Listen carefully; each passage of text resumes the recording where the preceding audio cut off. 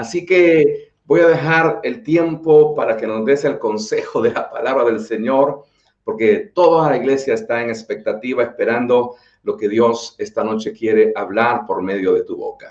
Como les decía, hoy vamos a compartir el tema de lo que es el reino de los cielos y el reino de Dios. ¿Cuál es la diferencia que hay en ambos reinos y por qué en el propósito eterno de Dios existía que pudiera haber esta diferencia? El texto que tenemos como base es el libro de Hechos, capítulo número 1, verso 3, donde el Señor Jesús, estando ya resucitado, viviendo ya con una resurrección en la vida de Cristo, empieza él a manifestarse con sus discípulos. Y Lucas describe perfectamente en el capítulo 1, verso 2, escribiéndole, dándole una respuesta más a Teófilo, y le explica cómo en el primer tratado, Teófilo, te expliqué de las cosas que Jesús hizo y empezó a hacer. Ahora, en este segundo tratado, te voy a explicar lo que Jesús ya hizo como resucitado. Eso quiero tomar nota. Estoy parafraseando más o menos lo que usted puede leer en el libro de Hechos. Cuando Jesús le dice esto, cuando Lucas le escribe a Teófilo, escribe específicamente que por 40 días Jesús estuvo teniendo manifestaciones, el Cristo de la gloria estuvo teniendo manifestaciones hacia sus discípulos y hablándoles acerca del reino de Dios. Cuando usted va al capítulo número 28, en el versículo número 31 del mismo libro de los Hechos, va a ver algo ahí interesante, porque lo que nos habla ahí también dice que Pablo, por 2 años y medio, más o menos, estuvo en una casa alquilada y los años del ministerio, Pablo los termina hablando acerca del reino de Dios. Y más bien, yo considero que si a mí me hubiera tocado, después de haber leído y estudiado, teológicamente hablando, como decía el apóstol Roy sobre la universidad, porque es que rico es aprender todo esto. Si a mí me hubiera tocado que hablar específicamente, hermano, ponerle nombre al libro de los Hechos, yo ni siquiera le hubiera puesto algo de Hechos, yo le hubiera puesto manifestación del reino de Dios, porque realmente el libro de los Hechos es la manifestación de ese reino de Dios aquí en la tierra. ¿Cómo empezamos a ver nosotros y dónde empezamos a ver que el reino de Dios tenía que manifestarse y el reino de los cielos tenía que empezar? Cuando usted lee el libro de Génesis, capítulo 1, usted ve que en ese libro, básicamente capítulo 1, capítulo 2 del libro de Génesis, nos habla de que Dios había hecho cosas muy interesantes, muy lindas. Usted mira cómo dice la palabra, y dijo Dios, sea la luz, y dijo Dios, sea, y dijo Dios, sea. Y luego habla también de la formación de Adán, no de Adán con N, sino habla de Adán con la letra M.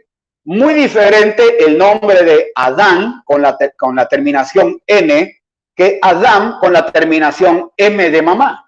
Porque cuando habla de Adán, habla de la pareja que él formó. Él dice, hagamos a Adán, hagamos a la humanidad, hagamos al hombre y a la mujer. Por eso dice varón y hembra los creó. A ambos Dios les dio el nombre de Adán, no Adán. Así que cuando le pone el nombre de Adán, Dios empieza, a ver que en ese lugar era un reino. Acuérdese que dice la palabra que Dios hizo a Adán a imagen de Dios. Lo único que Adán conocía era la presencia de Dios. Lo único que Adán conocía era estar en la presencia de Dios y vivir bajo esa gracia del Espíritu Santo.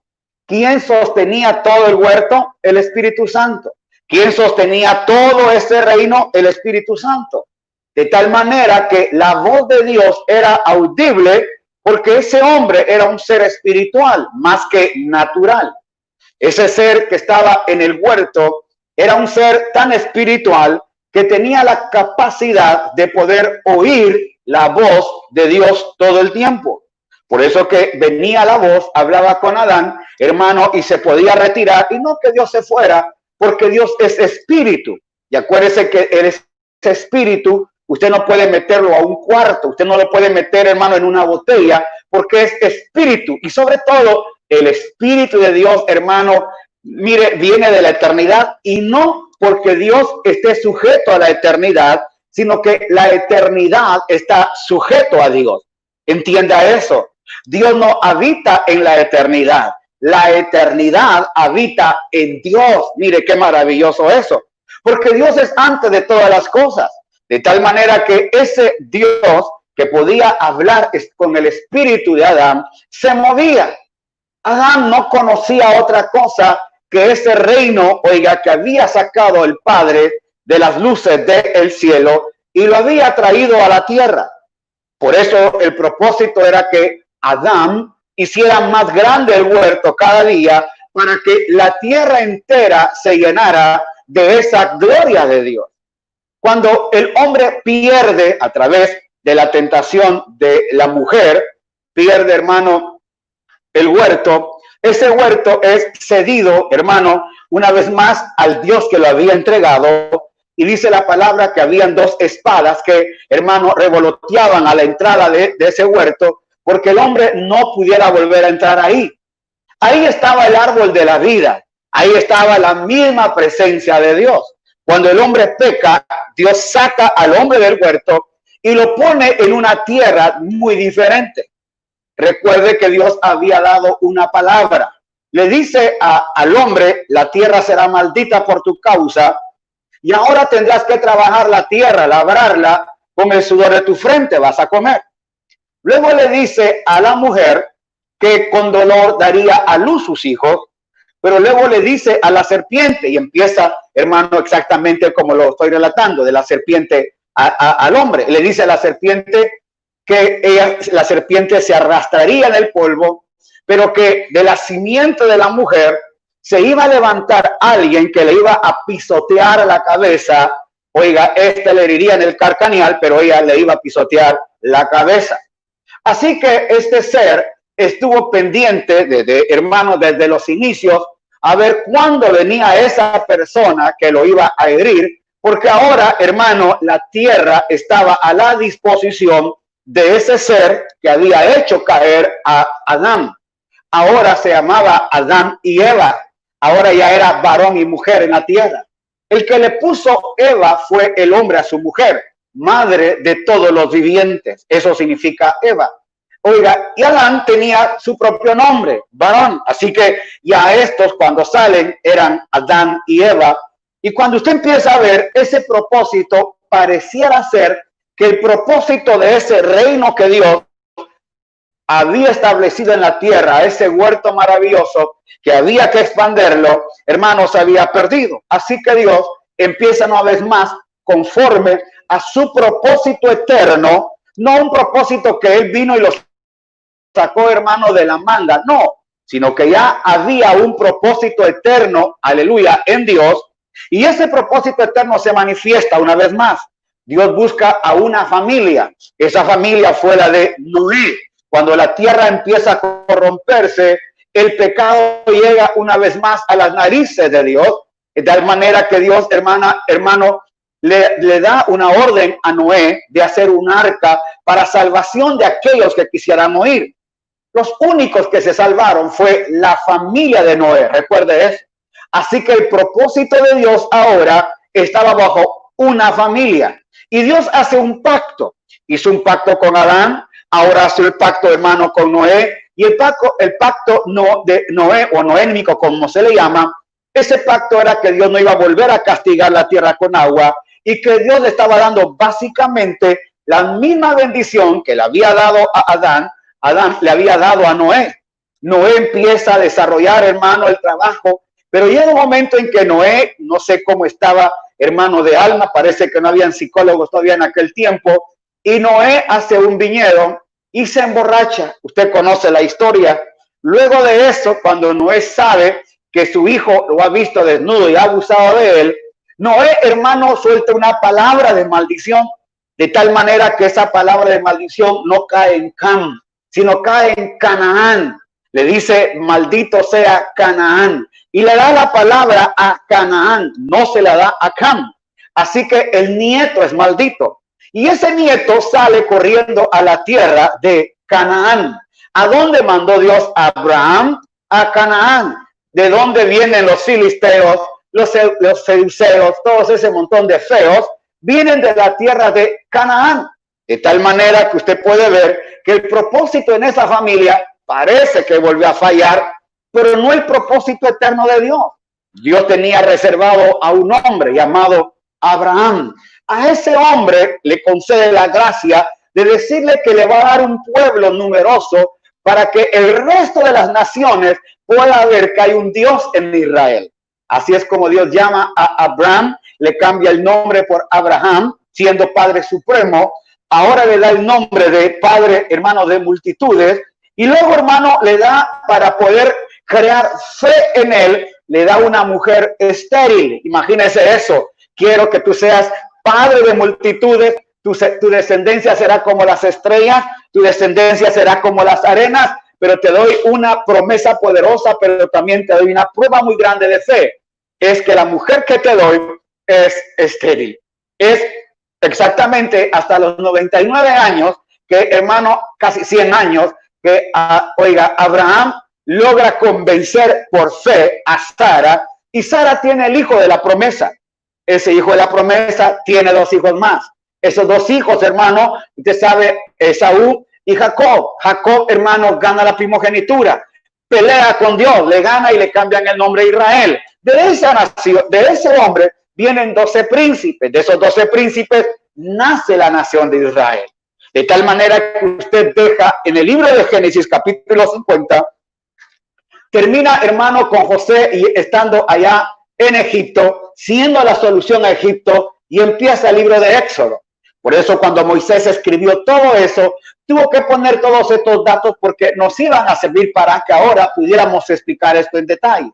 Para eso empieza usted a ver, hermano, que desde Éxodo capítulo 1, verso 1, hasta, hermano, Malaquías 4:6, todo eso solo nos habla de un solo pueblo, el pueblo de Israel. Todo lo que usted va a empezar a ver desde el libro de Éxodo capítulo 1 es, hermano, el trato de Dios para con su nación. Dios quería ver a Israel como la amada. Dios quería ver a Israel, hermano, como el suyo, como su niña de los ojos. Ese era el propósito del Padre eterno para la nación de Israel. Pero Israel siempre tuvo otros planes muy diferentes de los planes de Dios, porque así es el hombre. Por eso el propósito de Dios es en su sapiencia y en su omnisciencia propio de él. El propósito eterno de Dios, él lo hace porque si lo hiciera, hermano, que nosotros tuviéramos que hacerlo, no lo pudiéramos hacer jamás, porque siempre el hombre en esta naturaleza que ahora poseemos, que es la naturaleza adámica, la naturaleza caída, siempre vamos a buscar el mal, porque eso es lo que nos dejaron nuestros padres como herencia. Dice la Biblia que la paga del pecado es la muerte, y por cuanto entró el pecado por un hombre, hermano, el pecado entró a la tierra por un hombre. Ahora todos fuimos pecadores, hermano. No, aún por caso de omisión, no pudiéramos decir yo no lo sabía, porque nuestro padre nuestro padre Adán pecó, hermano, y eso hace a nosotros de igual manera pecadores. De tal manera que desde Adán y Eva, padres de nuestra humanidad, desde ahí nace toda la raza de pecadores hasta el día en que Cristo venga. Y todo este grupo de pecadores estaban bajo una sola condición, una sola maldición: la muerte. La paga del pecado es la muerte. Así que Dios quería trabajar con su pueblo. Levanta a un pueblo, hermano, llamado Israel, lo lleva, hermano, a Egipto. En Egipto se revela, para ellos, hermano, dice la palabra que Israel era más fuerte que los egipcios, pero los únicos que no sabían que eran fuertes eran los israelitas. De tal manera que llega un momento en que nace un faraón que no conocía lo que había hecho José, y le pone cargas. Y por 400 años, que ya estaba profetizado en Abraham, hermano, Israel estuvo metido en Egipto. Cuando sale de Egipto, más o menos 600,000 hombres de a pie, más las mujeres, más los metidos, más los colados, más los animales, más, hermano, todo eso. Calcule usted unos 2 millones, 3 millones de gente caminando en el desierto. Eso hizo que el pueblo de Israel caminara con desaliento, a tal punto, hermano, que cuando llegan al punto de entrar a la tierra prometida, no quieren. Porque ya había dureza de su corazón, por más que Dios les hubiera revelado su amor y les demostró que Él era el Dios de ellos. Ellos no entendieron todo ese tiempo. Tuvieron que matar a toda esa generación y luego entra una nueva generación, hermano, a la tierra prometida. Josué, un hombre de fe. Josué, usted ve la palabra que le dice: mira que te mando, que te esfuerces, que seas valiente, no temas ni desmayes, yo estoy contigo. Así Josué se levanta. Josué fue un gran siervo de Dios. Josué fue un gran guerrero. Josué fue un hombre poderoso, pero culpó en algo. Culpó, hermano, en dejar que este pueblo hiciera lo que quisiera. Recuerda la palabra que dijo: yo no sé a quiénes ustedes van a servir, pero mi casa y yo a Jehová serviremos. Eso, hermano, culpó mucho, porque Josué tenía que haber establecido, hermano, algo en el pueblo. Josué tenía que haber establecido, hermano, oiga, patrones, ya traían una ley, ya traían, hermano, un trabajo que hacer, ya habían visto la gloria de Dios, ya tenían el templo, ya tenían cosas, era de continuar. Pero ahí, hermano, el otro se lavó las manos, y cuando usted mira el libro de Jueces, dice que se levantó una generación que no conocía a Dios y no habían visto los milagros que Dios había hecho con sus padres. Una generación que no conocía la guerra. Dios les había dicho que no hicieran mezcla y ellos hicieron mezcla. Y desde el libro de Jueces, capítulo 1, todos esos capítulos, hermano, que son como 30, 40 capítulos del libro de Jueces, ese libro, hermano, tiene 400 años. Imagínese usted. Y todo el propósito de ese libro era hacer que Israel volviera a Dios. Cuando Dios, hermano, se cansa el pueblo y pide rey, le dan a rey como Saúl. El primer rey sale malo, luego se levanta David y Dios le dice a David que él va a establecer un trono con él para siempre. De su descendencia se iba a levantar alguien que iba a gobernar en la eternidad. Así que había una promesa de restauración, no solo para Israel, sino para el mundo entero. Israel no entendió el propósito. Usted mira, luego de David viene Salmón.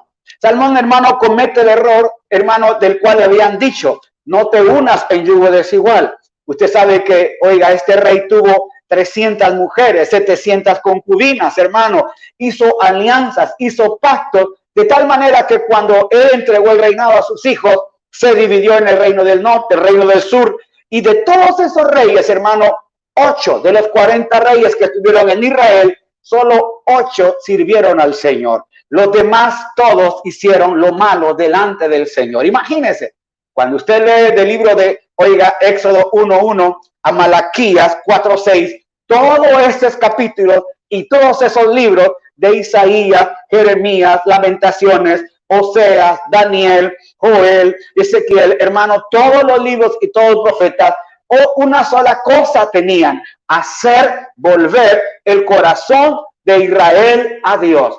Por eso hay que tener mucho cuidado, hermano, en querer traer las profecías del antiguo pacto para usarlas en el nuevo pacto, porque esas profecías fueron para Israel, para hacer volver el corazón de Israel a Dios. Porque el propósito era Dios tener un pueblo en el cual pudiera tener complacencia en la tierra, pero no quisieron. Pero también había una promesa. Isaías dice que vendría el retoño, aleluya, de David. Y luego también nos habla, hermano, que se levantaría el trono de David para siempre. Y habla del reinado. El Padre se encargó de dejarnos figuras exactas en el antiguo pacto de lo que iba a venir. Todas las figuras que usted ve en el antiguo pacto nos hablan de una sola persona, Cristo. Eso es lo que nos habla. Dice la palabra que la roca que seguía a Israel en el desierto y que brotaba agua, y dice, y esa roca era Cristo. La nube que los cubría en la mañana era Cristo. Aleluya. La nube que los cubría de noche era Cristo. No era Jesús. Jesús no había nacido. Jesús vendría, hermano, en María. El que estaba ahí gobernando era el Eterno, era el Hijo de Dios. Hagamos una diferencia de eso, porque era el Cristo que iba a venir a la tierra. Era, oiga, el Salvador que iba a venir a vivir en Jesús. Entienda eso. Así que cuando usted mira el tabernáculo, hermano, todo el tabernáculo nos habla de una sola persona. ¿Quién era el Cordero sacrificado? Cristo. ¿Quién era el abaco? Cristo. ¿Quién eran los panes? Cristo. ¿Quién era, hermano, el candelabro? Cristo. ¿Quiénes son las oraciones de los santos? ¿Quién las recibe? Cristo. Hermano, cuando usted entra al lugar santísimo, ¿quién está reflejado ahí? La Trinidad. Y todo va a ser revelado, porque al Padre, el Padre se complace en el Hijo y se complace en revelar a su Hijo. Ese es el propósito eterno. De tal manera que cuando usted mira que termina, oiga, Malaquías 4:6, hay una palabra que dice que vendría una restauración nueva. Cuando luego aparece el libro de Mateo, Marcos, Lucas y Juan, yo, hermano, hubiera puesto a Lucas como el primer libro. Pero, hermano, los que hicieron el canon bíblico pusieron a Mateo para que los judíos pudieran ver que el que había nacido era el rey. Por eso empieza hablando la genealogía de David. Pero aquí unos mosquitos que me están molestando.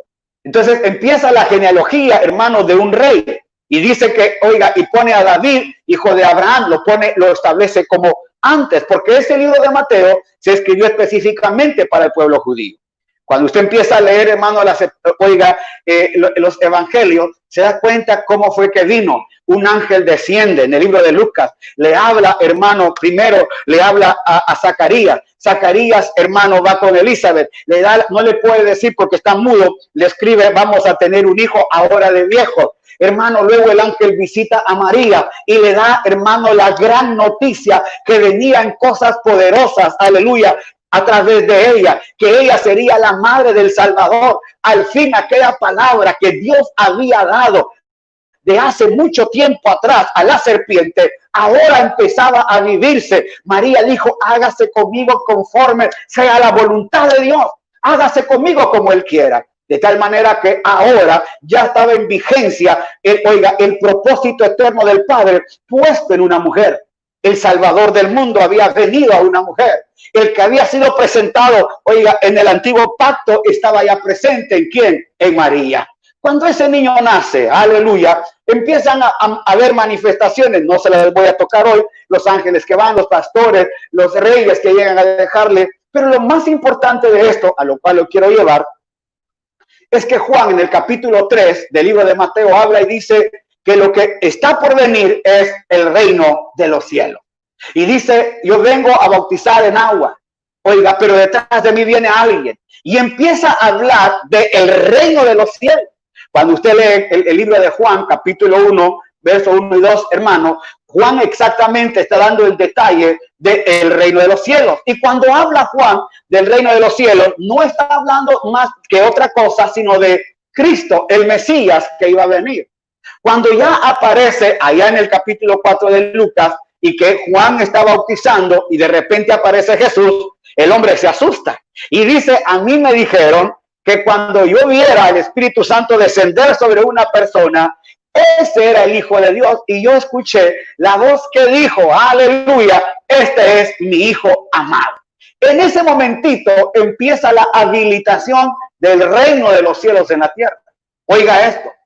Jesús había vivido por 30 años en la tierra, pero cuando Jesús llega donde su primo Juan, y Juan entiende que el que está ahí, hermano, es el Mesías, aleluya. ¿Por qué? Me imagino que su madre le había dicho, ¿te recuerdas cuando te quiero contar que un día vino María, aleluya, mi sobrina, y de repente ella me saludó y tanto tú como yo fuimos llenos del Espíritu Santo?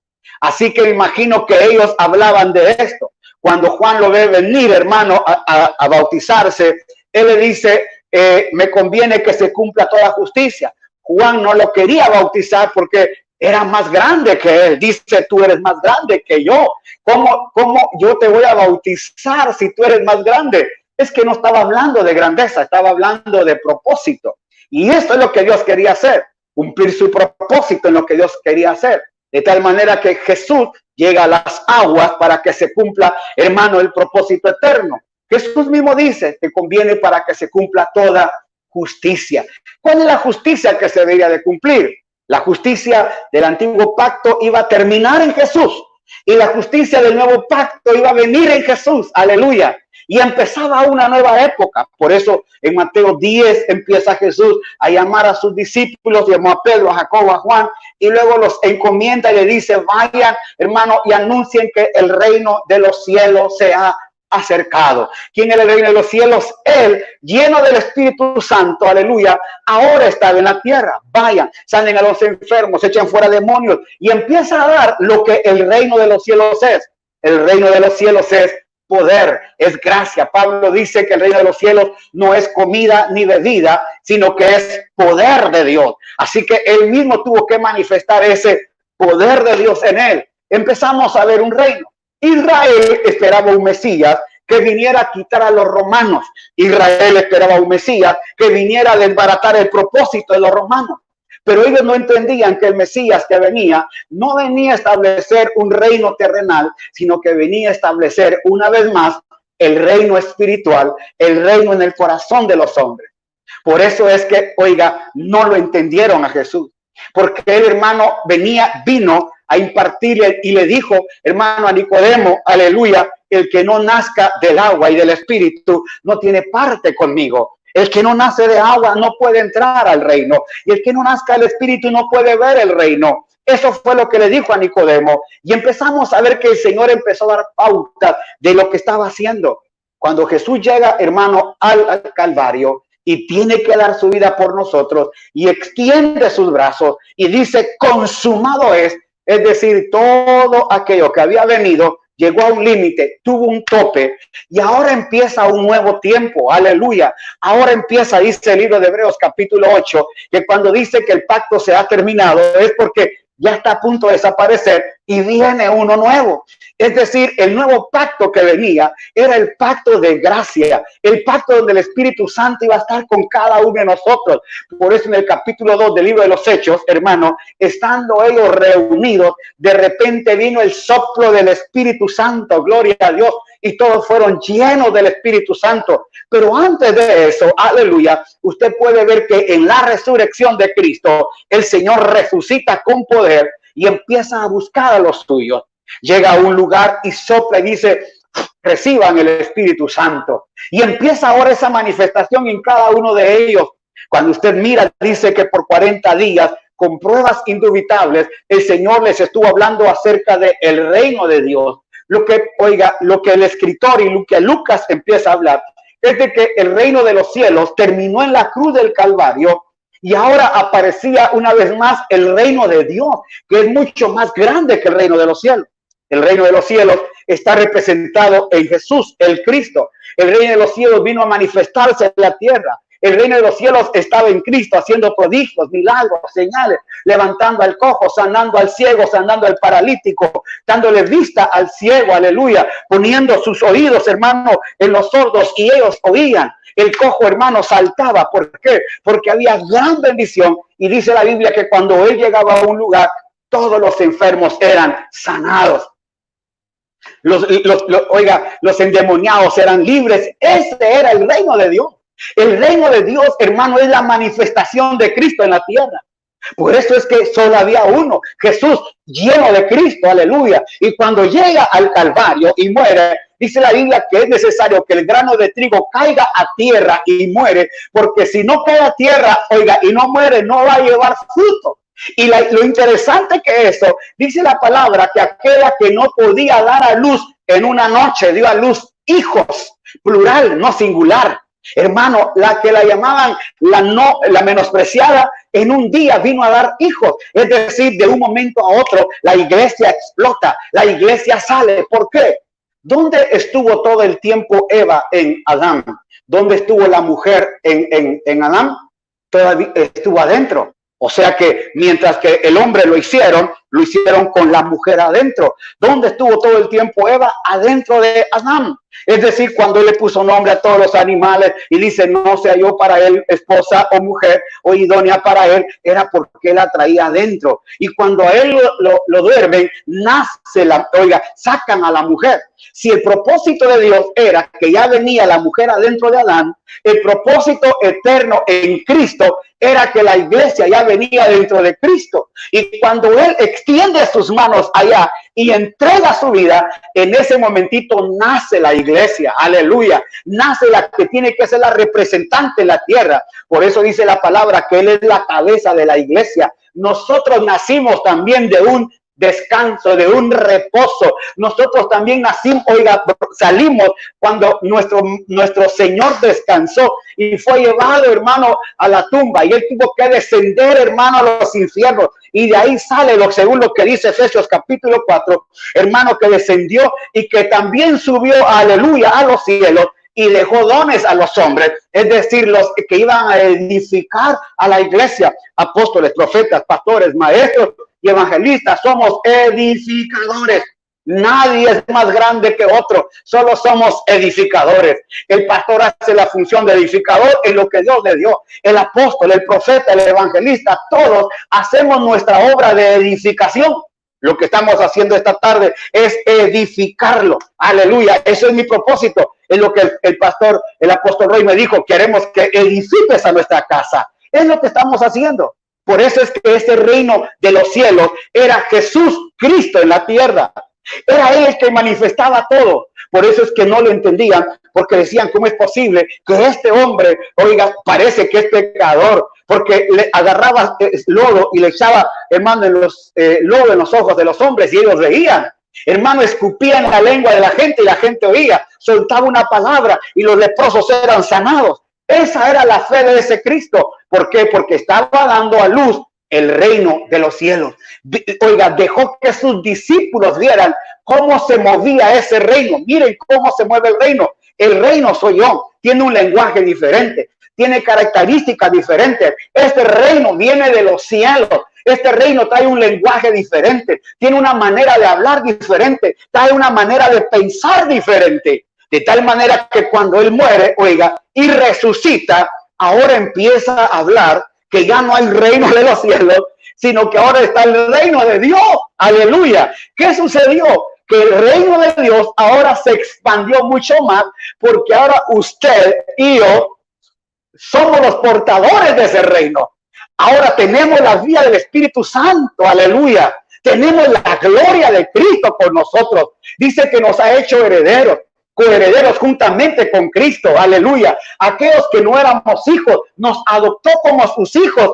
Y tenemos los mismos derechos que tiene su Hijo Jesucristo. Él es el unigénito Hijo de Dios, pero también es el primogénito entre muchos hermanos. Y esos muchos hermanos somos nosotros. Por eso es que somos la familia de Dios. Aleluya. Qué maravilloso todo esto. Usted y yo ahora somos copartícipes de las cosas que el Señor le entregó a su Hijo. No tiene nada que exhibirnos el Hijo, porque todo lo que Él tiene lo tenemos nosotros, porque estamos en Cristo. Por eso cuando el Padre mira la tierra, Él solo mira a dos personas. Él mira a Cristo o mira a Adán. Cuando Él te ve a ti, Él no puede ver a Roy, Él no puede ver a Rosario, Él no puede ver a Joel. O Él mira a Cristo o Él mira a Adán. ¿A quién ve? Esa es la pregunta. ¿A quién ve? ¿Por qué? Porque el Hijo ahora está en mí. Por eso dice, aleluya, el libro de Pedro, que Él nos dio de su naturaleza divina. Ahora nosotros poseemos la naturaleza de Cristo. Dice la palabra Pablo que nosotros tenemos la mente de Cristo. ¿Quién conoce a Dios sino los que tienen el Espíritu de Dios? Y los que tenemos el Espíritu de Dios tenemos la mente de Cristo. Dice que tenemos sus palabras, tenemos su mirada. En otras palabras, dice la palabra que cada uno de nosotros está creciendo como la luz de la aurora hasta que llegue el día a ser perfecto, porque cada uno tiene que ir creciendo a la imagen de ¿quién? A la imagen de su Hijo. Cuando todos seamos perfeccionados a una sola estatura, a una sola imagen, la imagen del Hijo. Por eso el reino de Dios, es ahora en la tierra. Nosotros somos el reino de Dios. Y es la iglesia la que tiene que manifestar ese reino. Por eso lo interesante hoy y por qué le hablé de todo ese panorama que Dios le enseña, es porque le quería hablar a usted cómo fue el propósito eterno de Dios, cómo se manifestó, hermanos, de los principios para llegar a una sola persona que era Cristo. Por eso Pablo enfoca la vida de Cristo. Ya no vivo yo, mas Cristo vive en mí. Pablo puede dar a entender, hermano, que la vida de Cristo era la que a él lo poseía, porque él empezó a entender que la naturaleza que él tenía era la naturaleza de Cristo. Qué maravilloso es ver todo esto. Por eso, qué maravilloso es cuando la iglesia entiende que lo que portamos, lo que poseemos, lo que ahora tenemos es una naturaleza divina que tenemos que manifestar. Algo que yo entendí, hermano, y me sacó de onda, es que yo no tengo vida particular. Muchas veces decía, el domingo voy a la iglesia, pero yo soy ingeniero civil y en mi vida secular soy ingeniero, en mi vida secular soy médico. Llegué a entender que no tengo vida secular, llegué a entender que ahí donde soy, si soy médico, soy abogado, soy ingeniero, soy hermano, lo que sea, esa es la asignación que yo tengo en la tierra, y en la asignación que yo hago, ahí debo de manifestar mi nueva naturaleza. Lo que el apóstol Roy decía, esta pandemia vino a manifestar realmente lo que somos muchos en la tierra. La iglesia no está encerrada en cuatro paredes, y por años nos encerramos en cuatro paredes. Por años la iglesia estuvo de culto y culto, tradición bajo tradición. Ya sabíamos cómo encender el equipo, qué coros íbamos a cantar, ya sabíamos todo, un orden, hermano, temático, una tradición temática. Hoy que Dios vino a remover todo eso, quitó tradiciones, quitó todo, porque la iglesia no está en cuatro paredes. La iglesia ahora está expandida por todo el mundo. Si alguien quería quitar la iglesia hoy, hermano, está amolado totalmente. ¿Por qué? Porque la iglesia no se puede esconder. La iglesia es usted, la iglesia soy yo. Y a donde quiera que vayamos, tenemos que manifestar el reino en que ahora vivimos. Por eso es que este reino tiene una mente diferente. Este reino tiene un lenguaje diferente. Este reino tiene una semblanza diferente. Este reino tiene una manera de ser diferente. Este reino, hermano, es de sacerdotes y es de reyes. Aleluya. Este reino es de que nos cuidemos. Este reino exige normas espirituales como normas, hermanos, seculares, en las cuales donde yo voy tengo que manifestar la vida de Cristo. Porque lo que yo tengo es la vida de Cristo. No fui yo el que encontré al Señor, fue Él el que me vino a buscar. Él dijo, yo he venido a buscar lo que se había perdido y lo he venido a salvar. Aleluya. Él vino a buscar lo que se había perdido para cambiarlo, transformarlo y poderle dar el lugar que antes tenía. Por eso Jesús vino, aleluya, a abrirnos la puerta a aquel huerto que Adán la cerró. Ese huerto que el pecado cerró. Ahora ese huerto está dentro de nosotros. ¿Y quién era ese huerto? Cristo. ¿Quién era el árbol de vida? Cristo. ¿Quién dice Apocalipsis? Que ese árbol de vida que está en el río, que está en un lugar a otro, y que sus hojas son, salud a las naciones, y que su fruto es hermoso, es rico, hermano. ¿Quién es eso? Cristo. De tal manera que todo el propósito del Padre era revelar a su Hijo a la tierra, y todo el propósito del Hijo es que manifestemos, ahora que lo tenemos, manifestemos. Vayamos aterrizando.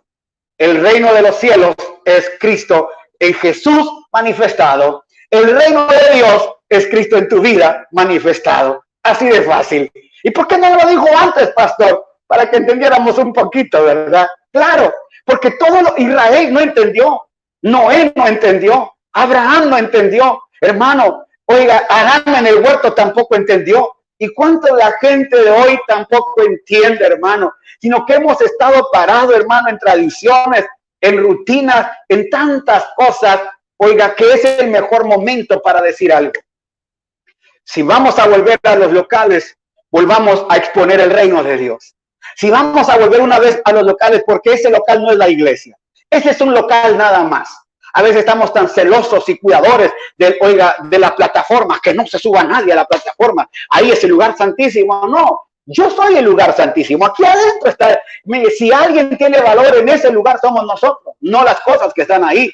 A veces es el celo, hermano, de lo que está puesto ahí, del altar, que nadie se suba, que los niños no corran, hermano, pero cuando se quema un foco, llamamos a un electricista que no sabemos si viene borracho en adulterio o en fornicación. ¿Y por qué no se muere él?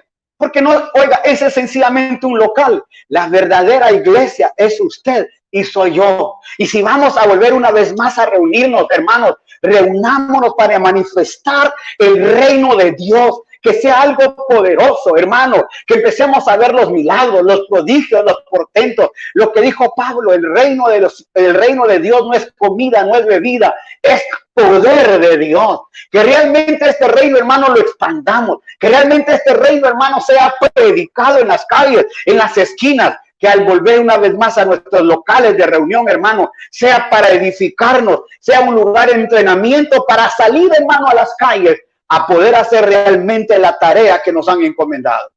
Yo quiero decirlo con mucho respeto, sin ofender a nadie, por favor.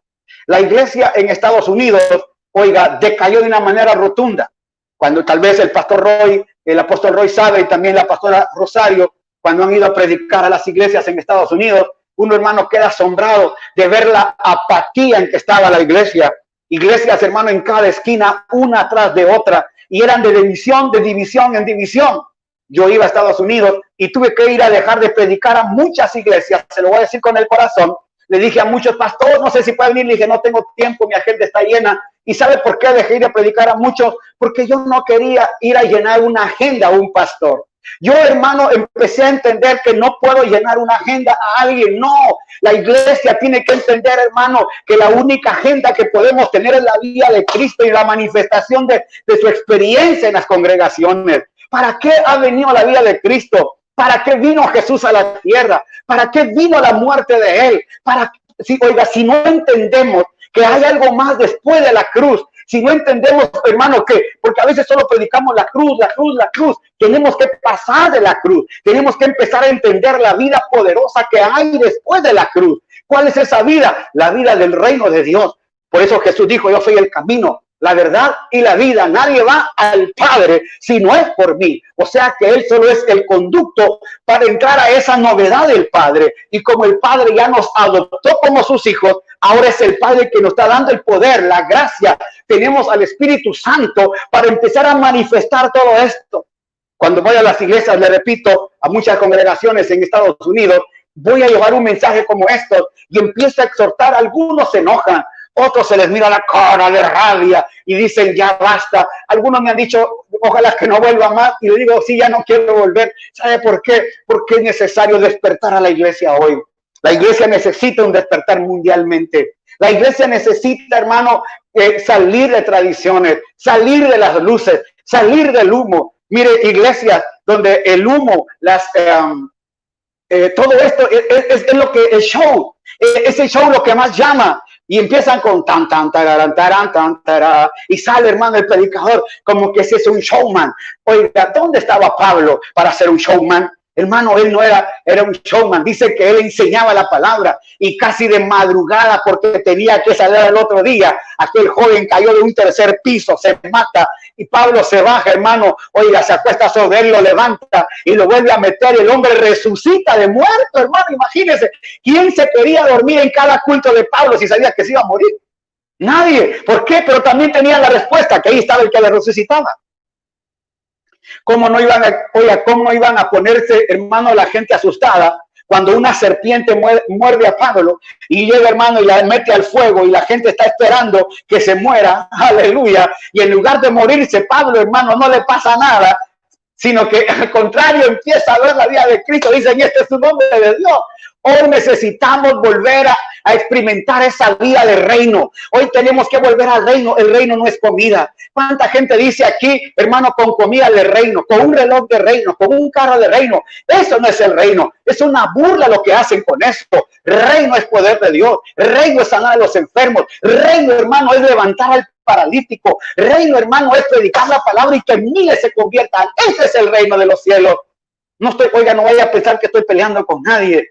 Hermano, discúlpeme, pero me emociona a mí hablar de esto, porque el reino de Dios hoy es nuestra vida misma, la manifestación de eso en la tierra. Qué rico es cuando uno llega a un lugar, hermano, y han adorado, aleluya, y solo están esperando la edificación. Y cuando uno pasa, hermano, para la edificación, porque a eso tuve que entender que tenemos que edificar al pueblo. Hemos estado durante casi 100 días, desde que empezó la pandemia aquí, el 16 de marzo, hasta el día de hoy, ajustamos 100 días, hermano, predicando todas las noches. Imagínense, adelanté a la gente 2 años de enseñanza. Estudiamos Hechos, Efesios, Filipenses, estudiamos Colosenses, hermano, estudiamos Tito y estudiamos, ¿qué más? Efesios, 6 libros estudiamos. Hermano, pudimos estudiar 6 libros en 100 días. Es decir, adelanté a la gente 2 años y medio. Por aquellos que solo iban un domingo cada mes, los adelanté. Tuve a la gente sentada en sus casas todas las noches, especialmente el primer mes y medio. Y ahí, hermano, pude empezar a dar esta palabra porque considero y creo que al salir de esta pandemia, algo tiene Dios que hacer con nosotros. No podemos volver una vez más a eso, hermanos. Quiero, por favor, perdóname, Roy, perdóname, pastora Rosario, que estoy tan excitado el día de hoy, tan emocionado de predicar esto, porque considero y creo, y ustedes me han conocido por años, ustedes saben cómo ha sido mi vida por años, siempre apasionado con esto, apasionado con algo, y hoy que me encerré en este tiempo, con esta pandemia, aleluya, pude experimentar que podía enseñar y edificar al pueblo por 100 días, vamos a seguir en otros días en esta edificación, pero qué rico haber sido esto y saber que hemos salido a experimentar esa gloria de Dios afuera. ¿Cuántas veces nos pudimos reunir en oración en muchos puntos? ¿Cuántas veces hemos orado por gente con el COVID y Dios la sanó? Gente, hermano, enferma en los hogares y Dios la sanó. Empezamos a ver el reino. El reino es enseñanza. El reino es madurez. El reino es capacidad. El reino no acepta, perdón, debo decir, enanos cristianos. El reino no acepta chismosos. En este reino no se aceptan chismosos ni enojones. En este reino no se aceptan bocones, hermano. En este reino se acepta gente con vida de Cristo, gente con santidad, gente llena de amor, gente llena de paciencia, gente de benignidad, gente con mansedumbre, gente con los dones del Espíritu Santo, gente con los frutos del Espíritu Santo, gente con llamado ministerial. Ese es el reino que hoy queremos. Ese es el reino que hoy necesitamos exponer al mundo. No sé cuántos dicen amén en esta noche, pero yo digo, gloria a Dios, aleluya. Eso es lo que tenemos que hacer. Este tiempo es bueno para refrescarnos. Este tiempo es bueno para decirle, Señor, aquí está mi vida. Y si nos hemos quedado en casa, no es para quedarnos en la cocina comiendo. Es para quedarnos, hermano, experimentando la palabra. Oír a hombres de Dios que te puedan dimensionar. Oír a hombres de Dios, hoy que es el día del Padre. Miren lo que dice la palabra. Orad por vuestros pastores, que ellos darán cuenta de vuestras almas. O sea, el padre espiritual, eso lo tengo yo. Si el pastor Roy ha enseñado otra cosa, yo respeto la posición del pastor Roy. Pero yo enseño esto, que no hay padres espirituales. El padre espiritual, Dios, es el padre de todo espíritu.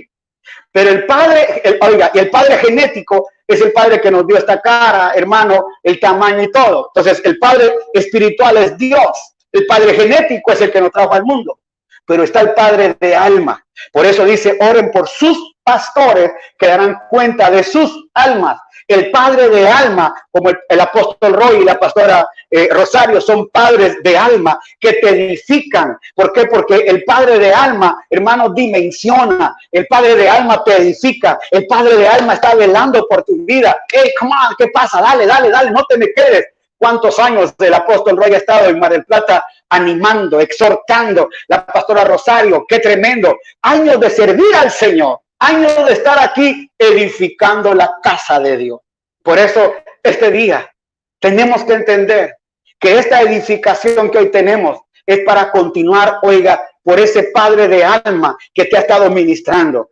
Oiga, y ese padre de alma, porque es por amor la unidad, es por amor que nos unimos con el padre de alma.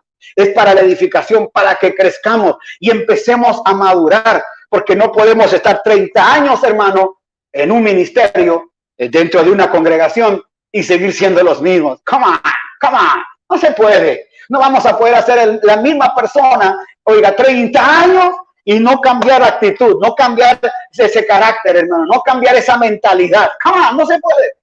Si estás en Cristo, eres nueva creación. Y esta nueva creación es lo que hoy te estoy explicando. Por eso es que Noé no entendió, Israel no entendió. Hasta el día de hoy el libro de Corintios dice que pusieron un velo sobre Moisés y hasta el día de hoy ese velo lo tienen puesto. Si no es porque Cristo se los quita, dice, siguen teniendo el velo. Israel hasta el día de hoy tiene el velo, pero la iglesia le han quitado el velo. La esposa de Cristo no tiene velo. Ella está, oiga, transparente con el Padre. ¿Quién fue el que nos quitó el velo? Cristo. Ahora podemos ver a nuestro Padre. Podemos decirle, Padre amado, y podemos entenderle. Y aquí en la tierra ser edificados, hermano, por hombres de Dios. Este día, no cabe duda que Dios tiene propósitos eternos para cada uno de nosotros. Y en el propósito eterno estaba que nos encontrábamos estos días. De aquí a poco vamos a volver a los locales. Pero pidámosle a Dios, entremos en comunión con Él, no volver. Quiero contarte, Apóstol Roy, que yo entregué mi local. Yo entregué el local que tenía. Un local que pagaba $4,000. Tú lo conociste. Pagaba $4,000 por ese local. Y ahora, pues, 2 meses sin poder pagar, hermano. Usé lo que habíamos dejado de depósito. Hablé con ellos, dije, me voy. Y fui a cerrar la puerta. Cuando sacamos todo lo que teníamos, cerré la puerta y me puse a llorar. Y a llorar, hermano, ahí los hermanos que estaban ayudándome a limpiar fueron a orar por mí. Pero sabe una cosa, yo cuando oraba decía, Señor, cierra un capítulo de mi vida. Cierra un capítulo, Señor, de todo esto. Aquí pasamos momentos lindos, aquí pasamos momentos gloriosos. En este local vimos tu mano, pero yo cierro este capítulo porque luego de la pandemia viene un capítulo nuevo. No, come on, Señor. El nuevo capítulo que viene será un capítulo glorioso. No puedo vivir en el capítulo que dejé aquí, ni puedo llevarme las mañas que tenía aquí para otro lugar. No, yo voy a cerrar ese capítulo y el nuevo local que nos vas a dar vendrá con una acción diferente. El grupo de adoradores diferente, los sugieres diferentes, porque esta pandemia tuvo que haber hecho algo diferente en cada uno de nosotros. Por eso yo te pregunto, ¿qué reino estás manifestando el día de hoy? ¿Sigues con el reino de las tinieblas, de enojo, de ira, de violencia, de tradiciones? ¿O estás en el reino de Dios, que es Cristo en tu vida? Y manifestar esa vida gloriosa hacia el mundo, hacia la gente, que todo el mundo sepa que somos representantes de este reino. Dice la Biblia que somos sus embajadores. Un embajador no vive como cualquier persona en el país a donde le envían. Vive como lo es un embajador. Así tú eres un embajador.